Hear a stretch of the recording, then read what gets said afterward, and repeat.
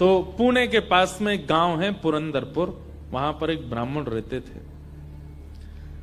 स्वरूप ब्राह्मणों का था पर स्वभाव वैश्यों का। वैश्य मतलब हमारे बनिया भाई लोग, उनके जैसा उनका व्यवहार था। कैसा? व्यापार करते थे, धन देते थे, उस पे ब्याज पे धन देते थे लोगों को, और अपना गल्ला खोल रखा था, गल्ले पे बैठते थे। और इन सबके साथ साथ महाकंजूस, खूब धनवान थे।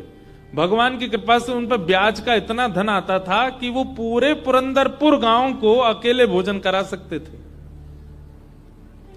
पर इतने कंजूस थे, दूध में अगर मक्खी भी गिर जाती तो दूध छान के पी जाते थे, और मक्खी को यूं पकड़ करके उसके भी 2-4 बूंद छींटा जो दूध के होते थे उनको भी लेकर पी जाते थे। दूध का क्या बिगड़े, इतने कंजूस। उनकी पत्नी का नाम था सरस्वती देवी। क्या नाम था?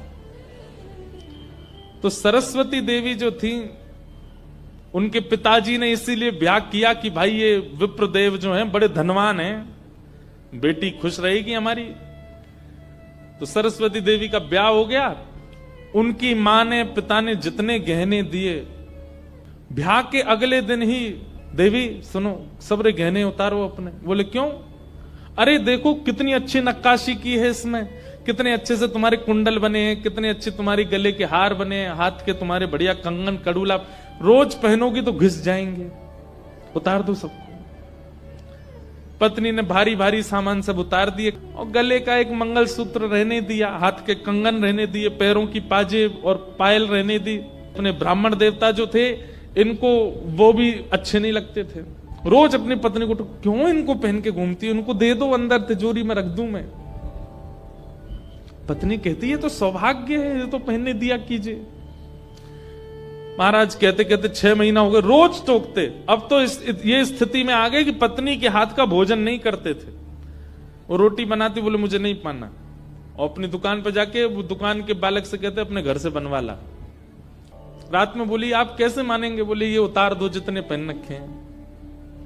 उसने कान के कुंडल भी उतार दिए, हाथ के कड़ूला भी उतार दिए, पाजेब भी उतार दी, गले का मंगलसूत्र भी उतार दिया। सब बिल्कुल कोरी हो गई बेचारी, केवल नाक की एक नथ रहने दी उसने। बोले एक तो रहने दीजिए, कम से कम इससे पता तो चले कि मैं सौभाग्यवती हूं। तो कभी कभी ठाकुर जी पूरे संसारियों पे भी ठाकुर जी रीझ जाते हैं। ठाकुर जी बोले भाई ये ब्राह्मण देवता बहुत अच्छा लग रहा हमको। बोले इतना कंजूस तो हमने कभी नहीं देखा, बहुत भयंकर कंजूस है। ठाकुर जी का मन आ गया उस पर। अच्छा, जो पत्नी थी ना सरस्वती देवी, वो बड़ी भक्ता थी। वो तो नाम जप भी करती थी, वो दर्शन करने के लिए भी जाती थी, लेकिन ये नहीं जाते थे उसके साथ। वो अपने माता पिता के मायके जब जाती थी, मायके वाले लेके जाते थे उसको दर्शन कराने। ये तो कभी नहीं लेके जाते थे, तो कंजूस थे। खर्चा होगा, कभी खर्चा ना हो मेरा। सोचो कितनी ऊंचे लेवल के कंजूस। तभी ठाकुर जी का मन आ गया इस पे, तो इसको देखूं मैं एक बार। और हमारे श्री पंडरीनाथ भगवान, श्री विठल भगवान, एक दीनहीन से ब्राह्मण का रूप धारण किया, फटी सी धोती पहनी और पुराना काला सा जनेऊ धारण किया, और महाराज ऐसी तिलक सा लगा करके बिल्कुल दीनहीन, झुर्रियां पड़ रही मुखमंडल पर, और ऐसे हाथ जोड़ते भय इनके दुकान पर पहुंच गए। रूप रंग देख करके ही पहले तो ब्राह्मण देवता समझ गए, बोले अरे ये और आ गया, ये कुछ देना वेना तो है नहीं, मांगेगा। कहो तन पे नहीं लगता, चल दिए कलकत्ता, क्या करने आए हो? ठाकुर जी बोले बहुत गरीब ब्राह्मण हूं मैं, मेरी बेटी का ब्याह होने वाला है, अपनी पुत्री का ब्याह करना है मुझे, और मुझे ब्याह के लिए थोड़ी व्यवस्था चाहिए धन की। आप तो बहुत बड़े धनवान सेठ हैं, कृपा कर दीजिए ना, कुछ दे दीजिए मुझको, मैं अपनी बेटी का ब्याह कर दूंगा। और थोड़ा ठीक हो जाएगा। या तो धन दे दीजिए, नहीं तो कुछ सामान दे दीजिए, सामग्री दे दीजिए, मैं उसी से कुछ ना कुछ तो व्यवस्था करूं। ये देखो मेरी धोती यहां से उधरी हुई है, मेरा कुर्ता यहां से फटा हुआ, कैसे तुमको दूं? मैं खुद नहीं अपने नए खरीद पा रहा, तुमको कहां से दूं भाई? ये सब तो केवल बाहर का दिखावा है, मेरे पे कोई पैसा वैसा कुछ नहीं है। दूसरों का धन ले रखा है मैंने, भैया चलते बनो, कहीं और जाओ, किसी और से मांगो, भगवान करे तुम्हारी बेटी का ब्याह बहुत अच्छा हो। बोले मुझे या तो धन दीजिए, नहीं तो मैं यहीं बैठा रहूंगा। ठाकुर जी जिद पे आ जाएं तो उनको कौन हटावे? आपके दर पे आया हूं, कुछ तो लेके जाऊंगा, मेरी बेटी का ब्याह है। अंत में हार करके ब्राह्मण बोला, देखो मैं ऐसे नहीं देता हूं, कुछ लाओ, मेरे पास गिरवी रखो, पैसा ले जाओ, और जब पैसा हो जाए तो पैसा देके अपना सामान ले जाना, तुम पे है कुछ देने के लिए? ठाकुर जी बोले मुझ पे तो कुछ भी नहीं है, मुझसे कुछ काम करा लीजिए दुकान में, मैं ये कर दूंगा, आपकी साफ सफाई कर दूंगा, इतना कर सकता हूं, उसके बदले कुछ दे। बोले उसकी जरूरत नहीं है, सब है नौकर चाकर मेरे पास, मैं तुम्हें बस इतना कह सकता हूं, कोई मूल्यवान सामग्री दो, पैसा ले जाओ, और जब पैसा हो जाए तो पैसा वापस दे के सामग्री ले जाना। मतलब इतना भी दान नहीं कर सकता मैं। ठाकुर जी बोले ठीक है, मैं जाता हूं, कुछ ढूंढ के लाता हूं। ठाकुर जी भी इतने खेलते हैं, ठाकुर जी जैसा खिलाड़ी नहीं है। ठाकुर जी गए उस ब्राह्मण देवता के घर, और घर जाकर के द्वार पे खड़े होकर रोने लगे। भीतर से सरस्वती देवी निकल के आई, अरे अरे अरे अरे ब्राह्मण देवता, आप इतना रो क्यों रहे हैं, क्या बात है? छोटी सी मेरी लाली बड़ी हो गई है, उसका ब्याह के लिए मैं बहुत दिन से वर ढूंढ रहा था, बड़ी मुश्किल से एक लड़का मिला है, अपनी बेटी का ब्याह करना है।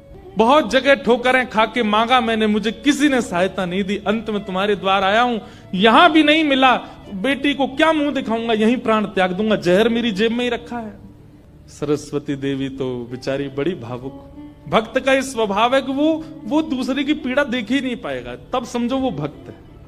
सरस्वती देवी तो रोने लगी, आंखें लाल पड़ गई। बोले भगवान, मेरा मन अगर मुझ में सामर्थ्य होती, मैं पूरा घर आपको दे देती, पर मैं क्या करूं? मेरे पतिदेव इतना प्रतिबंध लगा के रखते हैं कि मैं स्वयं ऐसे रहती हूं, मैं आपको क्या दूं?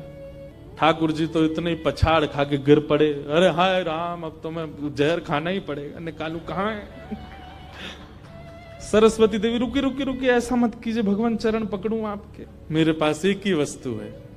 और तुरंत अपनी नाक की जो कील थी वो निकाली, और निकाल करके बोले ये ले जाइए, इससे थोड़ा बहुत धन आपको मिल जाएगा, स्वर्ण की है, आप अपनी बेटी का ब्याह तो नहीं कर पाएंगे पर कुछ व्यवस्था तो हो जाएगी आपकी। ठाकुर जी तुरंत, जहर भी पता नहीं कहीं गिर गया था, बढ़िया तुमने दे दिया, अब मैं कुछ कर लूंगा व्यवस्था।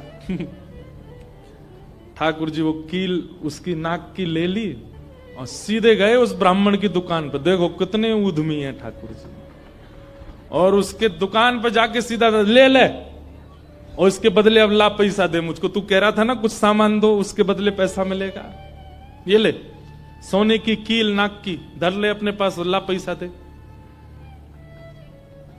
ब्राह्मण देवता ने जैसी कील देखी, ये आपको कहां से मिली? बोले उससे तुझको क्या, तू तो पैसा दे। मुझे कहां से मिली इससे तेरे को मतलब नहीं होना है, तू पैसा दे मेरे को, मेरी बेटी का ब्याह है, और अब मैं तेरे से भीख नहीं मांग रहा हूं, चीज रख के गिरवी तब ले रहा हूं, ला दे। मिली कहां से? बोले तू मत सोच, मुझे पैसा दे। कील उसने तिजोरी में अंदर रखी, और उसका जो धन होता था वो धन ठाकुर जी को दिया, ठाकुर जी ने जेब में धरी, निकल गए वहां से। ब्राह्मण ने अपनी भुजा ऊपर करी, बोले इसको बताता हूं, ये बहुत दानवीर बनती है अपने मन में, मैंने इसको बोला था एक कील पहने, वो तो बहुत अच्छी कृपा मुझ पर ठाकुर जी की, जो मैंने इसके सारे गहने उतरवा दिए, नहीं तो सब दान कर देती, एक कील छोड़ी वो भी दान कर दी किसी को। अब यहां वो ब्राह्मण जा ही रहा था अपने घर, उससे पहले दुकान का जो मुनीम था वो बेचारा सरस्वती देवी को बहुत मानता था, कभी कभी सहायता कर देती होंगी उसकी। वो सेठ जी से, इनसे ब्राह्मण देवता से पहले ही दौड़ के गया और जाके बोला, मैया आज बचो आप। बोले क्यों, आपने कोई कील दी थी किसी को? बोले हाँ दी तो थी, एक ब्राह्मण के ब्याह के लिए दे दी थी। क्या हो गया? उसने जाके वो आपके पतिदेव को ही दिया और बदले में ले गया पैसा। सरस्वती देवी, हाय नाथ अब नहीं बचूंगी, वो तो बहुत डांटेंगे।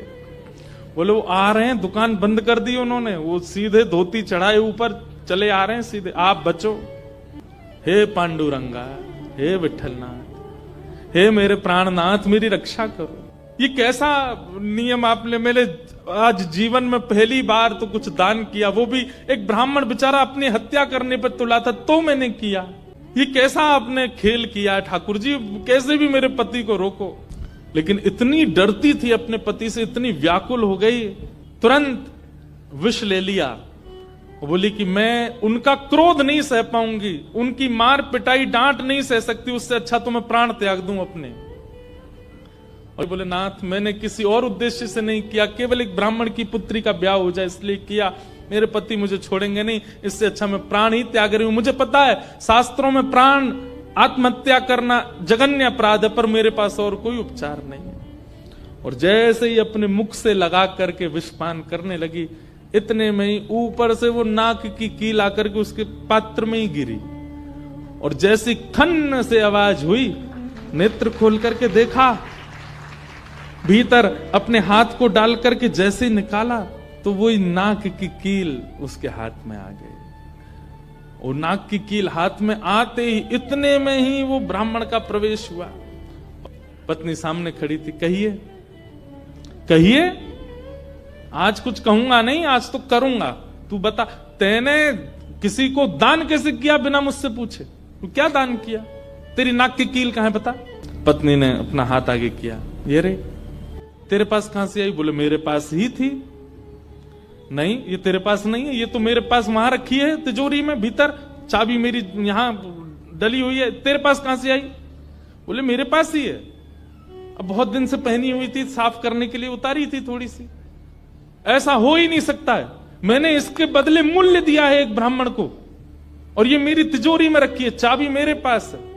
तो रुक, अभी रुक, मैं अभी जाता हूं। और कील अपने संगी लेके गया, गए जाकर के दुकान खोली, तिजोरी जैसी खोल करके देखा उसमें वो कील थी नहीं, वो हाथ में थी। ब्राह्मण बोला ये कोई स्वप्न नहीं है, ये कोई अचंबा नहीं है, ये कुछ और है। नेत्र सजल हो गए, दौड़ करके घर आया, बोले मुझे सच बताओ क्या हुआ। पत्नी बोली सच बताऊं? बोले हाँ, मैंने ही ब्राह्मण को दी थी। हाँ वो ब्राह्मण वृद्ध सा, उसके कुर्ते फटे थे, उसकी धोती उधरी सी थी। बोले हाँ उसी को दी थी, वो मुझे दे के गया था और मैंने ये तिजोरी में रखी, तो फिर तेरे पास आई कैसे? बोले मुझे जब पता चला कि आप क्रोध करके आएंगे और मेरे को बहुत सुनाएंगे, डांटेंगे, मारेंगे, तो मैंने सोचा कि मैं इससे अच्छा तो अपने प्राण त्याग दूं। और मैं पांडुरंग के सामने रोते हुए विष लेकर के हाथ में पीने को हुई, इतने में ही आपका घुसना हुआ और ऊपर ना जाने कहां से वो नाक की कील आकर के इसमें गिर पड़ी। ये किसी और ने नहीं, और वो ब्राह्मण कोई और नहीं, साक्षात पांडुरंगा ही थे। वही आए थे, वही ये सारी लीला करके गए हैं। मैंने जीवन भर भजन किया, जीवन भर विचार किया, दान करूं, पुण्य करूं, सत्कर्म करूं, यज्ञ करूं, पर आपने मुझे कभी अनुमति नहीं दी। अरे दुनिया के लोग कमाते हैं और दान करते हैं, पर हम कितने भाग्यशाली हैं कि स्वयं पांडुरंगा आए और आकर के हमारे कमाए गए धन को स्वयं लेकर के दान करवा के गए, ब्राह्मण बन के स्वयं अपने हाथ में लेकर के गए। ये आप पर और मुझ पर कृपा है। उसी समय ब्राह्मण ने मन में सोचा, मैंने जीवन में एक कार्य भी अच्छा नहीं किया, मैंने जीवन में एक कृत्य भी ऐसा नहीं किया जिससे ठाकुर जी मुझसे प्रसन्न हो, लेकिन मैं इतना अधम, इतना पापी, इतना दुष्ट, इतना अयोग्य, फिर भी मुझे ठाकुर जी ने इस योग्य समझा। और योग्य क्या समझा, मेरी दुकान पर आकर के ठाकुर जी याचना कर रहे थे कि मैं कुछ दे दूं। मैं कितना बड़ा दुर्भाग्यशाली कि ठाकुर जी मेरे द्वार पर आए और मैंने कुछ नहीं दिया उनको, उनसे हट किया, उनसे कहा कि कुछ लेके आओ तभी तुमको दूंगा। मेरी वजह से ठाकुर जी को श्रम सहना पड़ा। कितने कृपालु हैं बंधुओं ठाकुर जी, आपके अवगुण नहीं देखते कि मानव में और परमात्मा में अंतर क्या है। मानव वो जो सब अत्यंत गुणवान में भी अवगुण देखता है, और ठाकुर जी कौन, जो अत्यंत अवगुणी में भी एक गुण देख लेते हैं, इसमें ये गुण है। कितने कृपालु हैं बंधुओं ठाकुर जी, आपके अवगुण नहीं देखते। उसी समय उस ब्राह्मण देवता ने विचार किया कि अब अब किसके लिए जीना? दुकान को बेच दिया, घर को बेच दिया और पत्नी के साथ आ गए श्री पंढरपुर। और पंढरपुर में विठल भगवान के आगे आकर के बहुत रोए, याचना करने लगे, नाथ मेरे दुकान पर आप खड़े हो गए आकर के, और मैंने आपको इस प्रकार से दुत्कार दिया, इस प्रकार से आपको कर दिया। बहुत रोए।